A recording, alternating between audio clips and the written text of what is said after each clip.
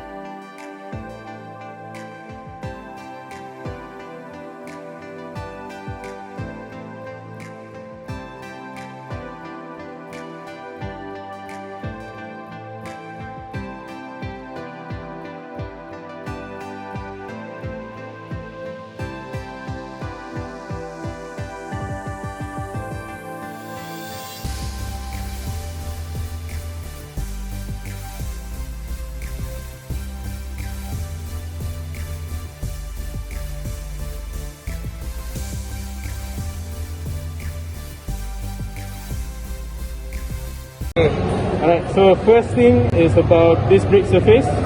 So we can do first is by touch. Okay, we touch the surface by hand and we feel if there's any roughness or any difference in the surface feel. So if it's smooth, meaning the disc is fine, it's okay. The condition of the disc surface is okay. But we have to go through a thorough check with the surface by using a gauge. Okay?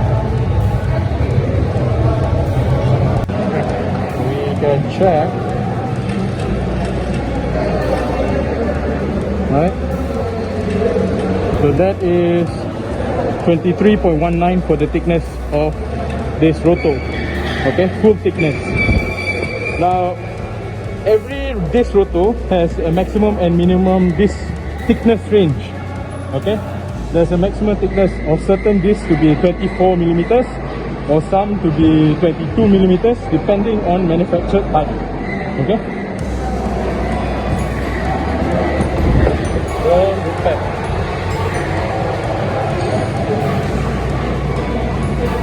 Okay, for brake pad thickness, we should not do by here because this is the backing plate and this is the rubbing surface. Alright.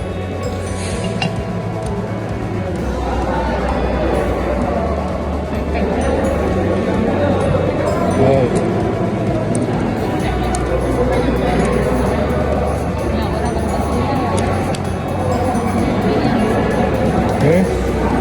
So how do we measure? Do we do it here or how? Okay, so we have to look at here. Okay.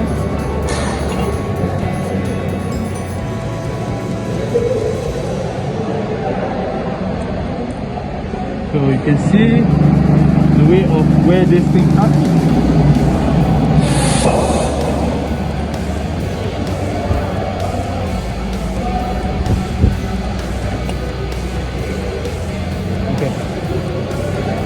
Height is 8.47. This is thickness of the pad. Okay, material thickness is only 8.47.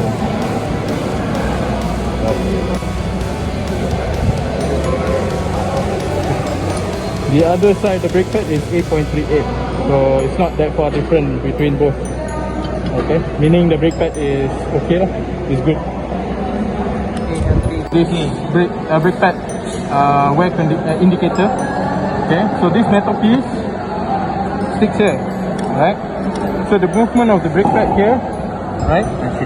It will touch the surface on the rotor, meaning if it this way, right? Okay, so brake pad will sit here like this, right?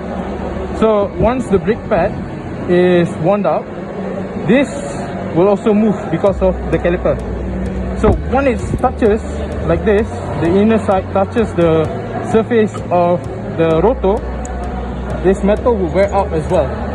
So due to friction, it makes a very loud sharp noise that is would also cause vibration as well. But the sound is metal to metal, which indicating that the brake pad is worn out. Okay, so if it doesn't touch, meaning the brake pad is thick, as in this state, the brake pad is still thick, so it would not touch the surface of the rotor from the indicator. So far we can see on the surface of the inner side, it's smooth, meaning the indicator does not touch the disc rotor. Okay, so meaning the wear indicator is so far to be good.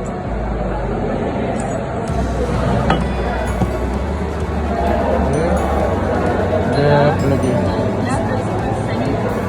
surface, okay. So piston, okay. So for brake pad and this surface check, okay. So we need to use chalk. Okay, we have to run the chalk over the surface of the disc, the rotor, right, all around.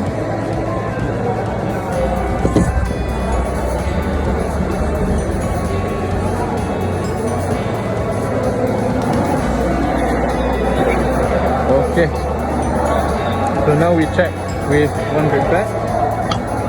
Okay, So we need to rub on the surface of the rotor to see if the brake pad and the rotor surface is even or not. Okay, so as you can see, the rubbing surface on the rotor, on the brake pad from the rotor is considered even because most of the surface is touched. Okay, but if it's only one-sided on the top or one-sided at the bottom, then we know that the disc has a warped surface, or the brake pad condition when it's being mounted to the caliper is not entirely correct. So from here we can indicate that the surface of the rotor and the disc is flat. Okay. Mostly for brake pad wear indicator, it's always mounted to the back side of the brake pad. So this one is usually on the outer side or inner side? Inner side kan? So this is usually on the inner side. So this piece of metal here, you can see on the surface between the metal height and the backing plate. So the metal is slightly higher. Okay, the metal is slightly higher than the backing plate. So the reason to it is when it rubs on the surface of the rotor, if over time, once it's wearing out, so to know that if it's on the bare minimum thickness of the brake pad, it will make a sound.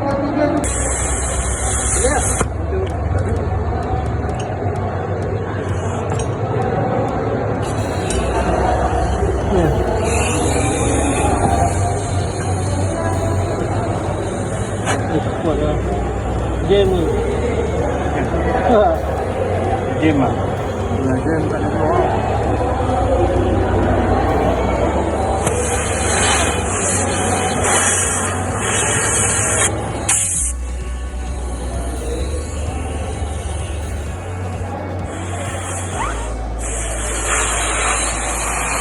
Game ni. Game.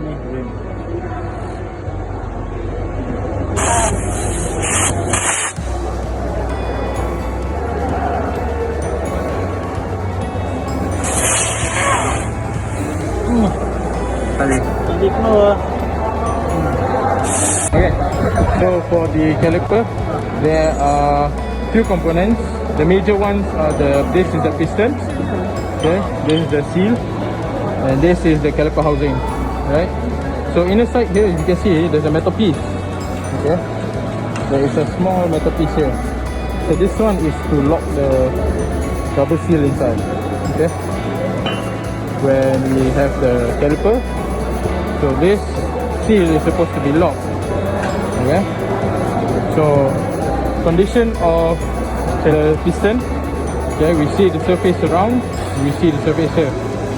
So from the looks of it, the pressure from the brake fluid given to the piston is okay, and the surface around here is okay as well, to be smooth.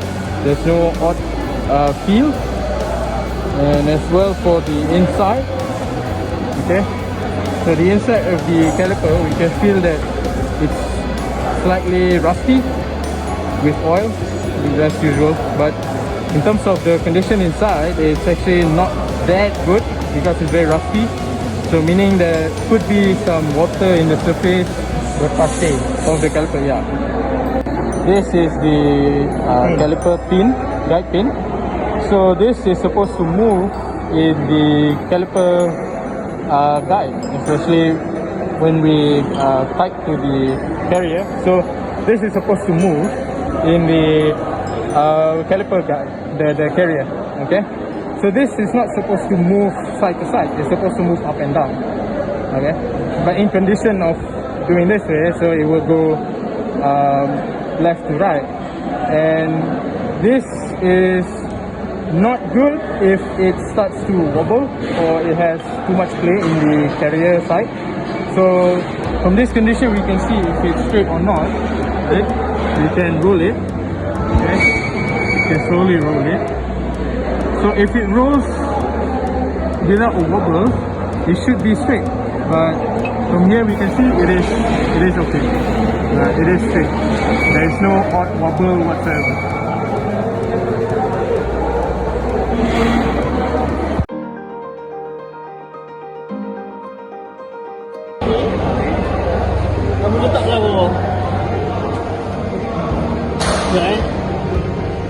sini. Sebab ni kan tak rata kan. Oh, stand dia je lah. Stand dia. Tak nak bagi dia lah. Oh. Kata ambil ni lah. Ambil tak? Tak sampai je. Tak sampai. Ni, boleh. Apa dia masuk? Boleh masuk. Dia ni ke? Dia tak sampai kan? Masuk dia tu.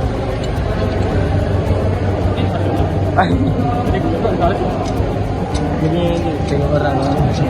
Dia dah. Dah nak kau.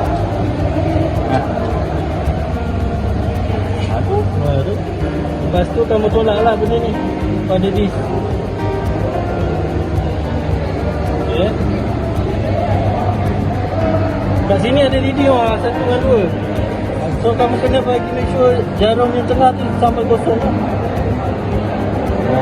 Okay, lepas tu setting lah kat sini kosong. Lepas tu pusing. Tak kena ni. Besar ni. Ini pula. Lima. Ni.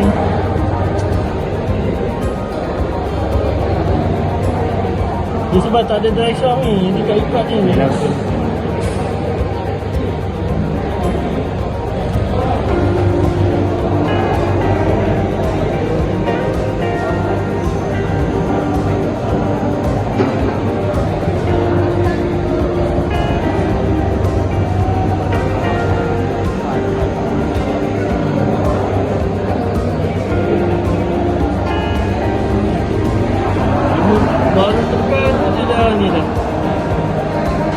Boleh tu ambil sikit. Aku tu ambil lah bacaan dia.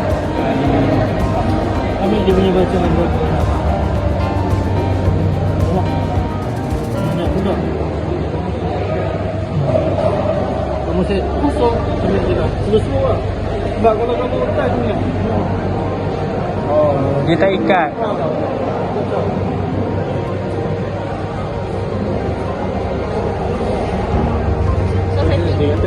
Dia kata kalau tak gerak, kira disco punya kan. Sakit balik kosong. Dia top ni.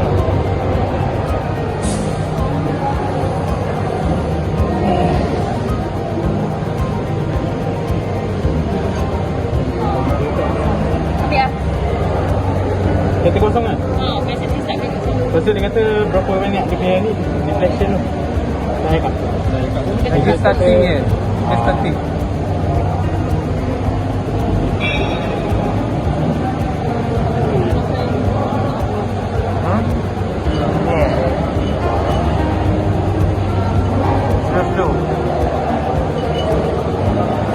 Slow. Aku bisa jadi macam ni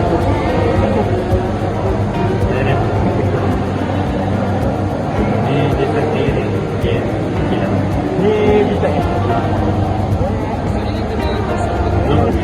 Kena maintain kosong tu. Lebih kurang lah. Average je. Jadi aku ni. Okay, nanti boleh kita cepat ni. Dah. Okay, to complete this lab task, we need to answer all the questions. The first question is based on your finding. What is the condition of brake pad? Should it be replaced with new pad? The condition of brake pad is in good condition. We found the thickness of the brake pad is 8.47 and the inside of brake pad is 8.38. So both of brake pad is in good condition. So no need to replace because the thickness brake is in range good condition to use. The second question is list to cause of rotor thickness variation. What is the correct repair procedure of the thickness? The two cause of rotor thickness variation is firstly uneven rear to brake rotor, and the second one is excessive lateral run out. The procedure to repair is clean the hub piston and guide pin with using rubber grease. The second one is install rotor and top lung nut with the specification, and the last one is use DL cage. The third question is what do you understand about runoff measurement data? Runoff is how much one given reference feature or feature vary with respect to another datum when the part is rotated 360 degrees around the datum axis. It is essentially control of a cellular feature and how much variation it has with the rotational axis. Typically, runoff is measured using a dial indicator pressed against the rotation component while it is turned. Total indicate runout is a technician term to measure runout of any rotation system, including all form runout at the measure point. The last question is, what is your finding of the gauge pin or lock pin straightness check? What can happen to your disc brake system if guide pin or lock pin is not straight? To check the guide pin or lock pin, we have uh, one method. Guide pin or lock pin can spin 360 degrees when it roll on the table. The gauge pin or lock pin is in good condition after we check. What happened to this brake if gauge pin or lock pin is not straight? Brake can start during driving. It does not function properly. The second one is the braking system noise or problem when stopping. Thank you. So for the conclusion for this lab, which is lab 4, which about this brake system. Finally, after we have done this lab, finally we can name all the parts and recognize all the components in the disc brake system. Besides that, we also have learned on how to inspect the condition of the disc brake system, which is we have run out measurement on the thickness of the disc brake and also the brake pad and other. And also while doing the inspection, we have learned on when to replace the pipe, which if the condition of the disc brake system is on a worse condition, we have to replace the disc brake.